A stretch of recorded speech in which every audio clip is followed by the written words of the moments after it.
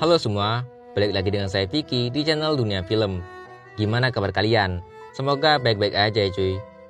Di video kali ini, saya akan membahas alur cerita dari film kemerdekaan yang berjudul Perburuan.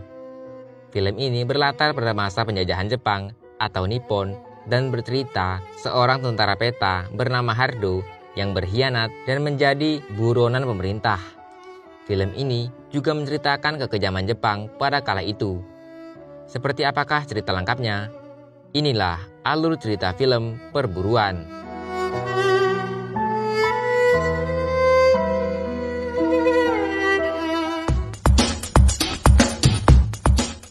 Film diawali dengan suasana kota Indonesia pada masa penjajahan Jepang.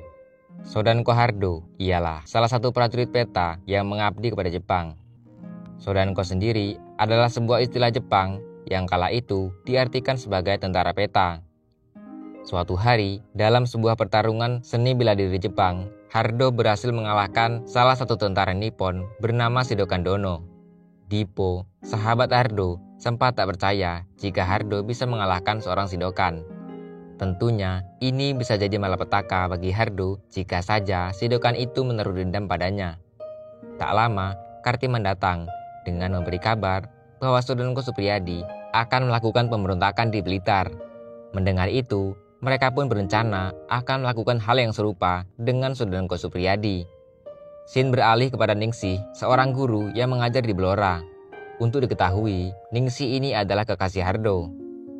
Pada tanggal 14 Februari 1945, beberapa pasukan pemberontak telah siap melakukan penyerangan ke markas militer Daidan dengan dipimpin langsung oleh Sodanko Hardo. Persenjataan yang minim membuat salah satu pasukan bernama Karmin merasa ragu bisa menguasai Daidan. Tak mau buang waktu dengan membujuk Karmin, mereka pun berangkat dengan 2 mobil. Di tengah perjalanan, mereka dikepung oleh pasukan Nippon.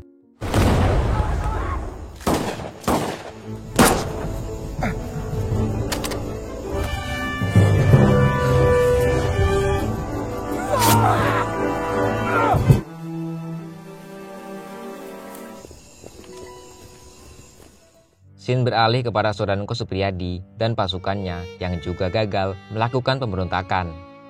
Supriyadi yang merasa putus asa lalu pergi meninggalkan tempat itu. Sementara itu, para pasukan tiba-tiba didatangi oleh sekelompok tentara Nippon. Mereka datang hendak mengajak para pasukan untuk kembali ke markas. Mereka juga berjanji bahwa Jepang tidak akan mengadili para tentara yang terlibat dalam pemberontakan semalam. Sebenarnya, ini hanya akal-akalan Nippon agar pasukan itu tidak kembali memberontak. Setelah berhasil dibujuk, mereka pun sepakat untuk kembali ke markas. Sementara itu, Sodanko Supriyadi pergi entah kemana. Scene beralih kepada Hardi dan Dippo yang sedang berdebat di sebuah gua. Dippo saat itu sangatlah marah kepada Karmin karena telah mengkhianati mereka. Rupanya, penyergapan yang dilakukan Nippon merupakan ulah dari Karmin yang membocorkan rencana mereka kepada Nippon. Dippo dan teman-temannya lalu pergi meninggalkan Hardo seorang diri. Sementara itu, di rumah orang tuanya Hardo, ibunya terus menyebut nama Hardo sampai ajal menjemputnya. Ibunya Hardo meninggal dunia. Ayah Hardo yang frustasi lalu pergi berkelana untuk mencari anaknya.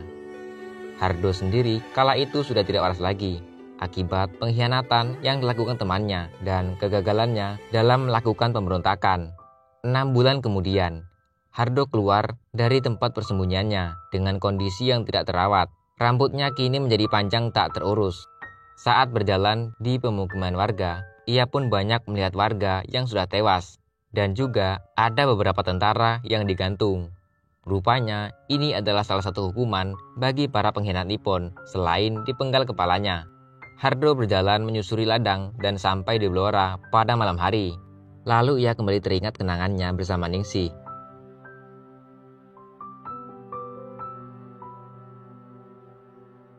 Tak lama kemudian, tiba-tiba ayah Ningsih menghampirinya dan mengajaknya untuk pulang.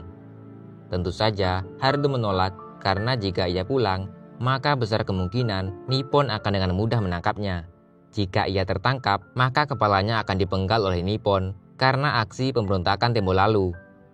Ayah Ningsih terus merayu dengan berbagai tipu muslihat agar Hardo mau kembali pulang. Namun usahanya percuma karena Hardo tetap tidak mau pulang.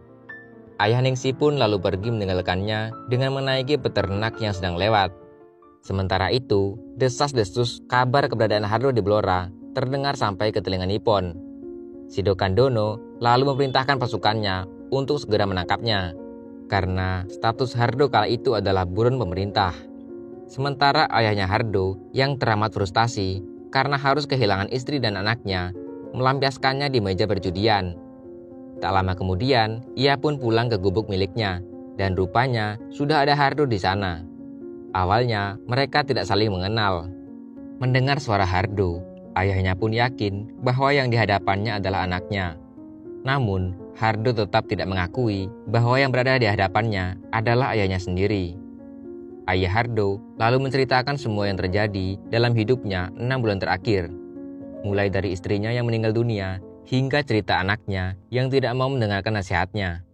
Cerita tersebut sempat membuat Hardo meneteskan air mata, karena ia teringat akan kesalahannya dulu. Anakku, engkau masih muda. Anakku seorang sodanjo Jepang. Dia tidak mendengarkan nasihatku. Betulkah engkau bukan anakku? Jangan tanyai aku lagi.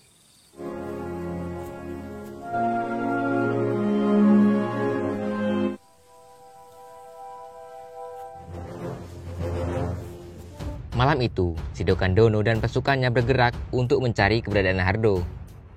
Mereka menyusuri ladang jagung yang luas dan bertemu dengan ayahnya Hardo.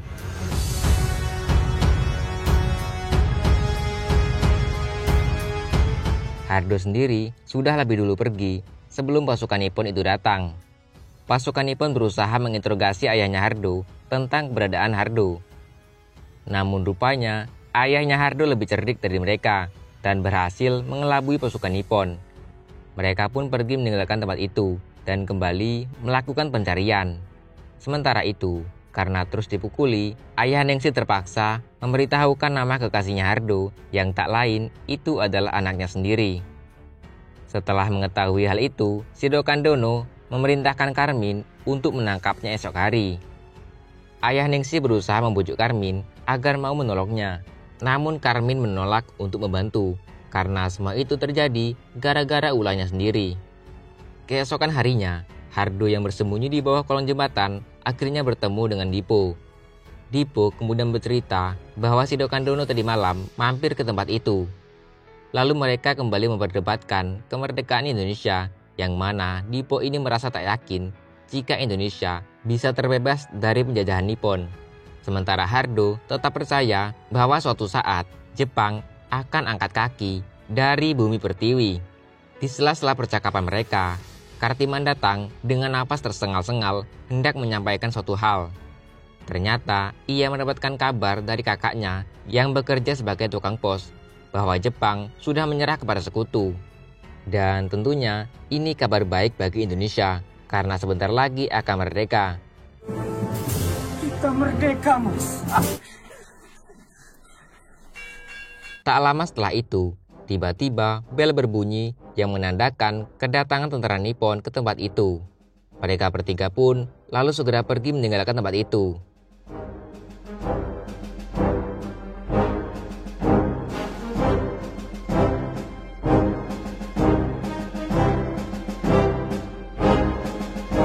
Di saat yang bersamaan, Karmin datang ke rumah Ningsih hendak menangkapnya sesuai perintah Sidokandono.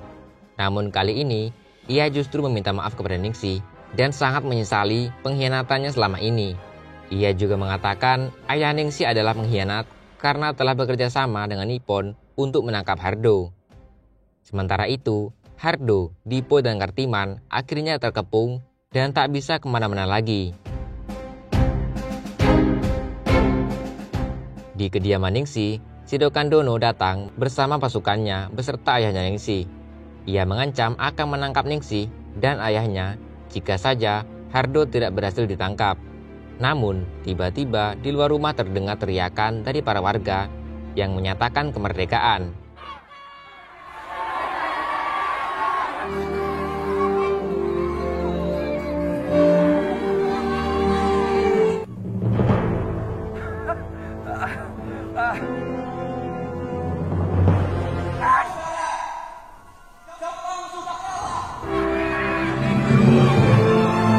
Para warga bersorak kemerdekaan lalu berusaha mengusir Sidokandono dari tempat itu.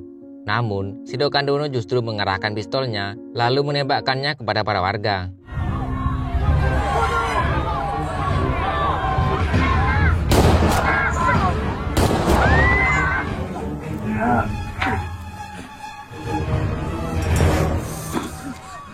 Lepas, ampun Indonesia. Iko! Pulang!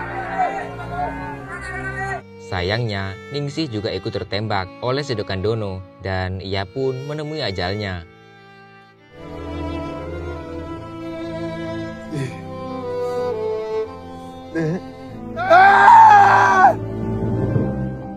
Dan film pun selesai. Oke semuanya, terima kasih sudah menonton video ini sampai habis.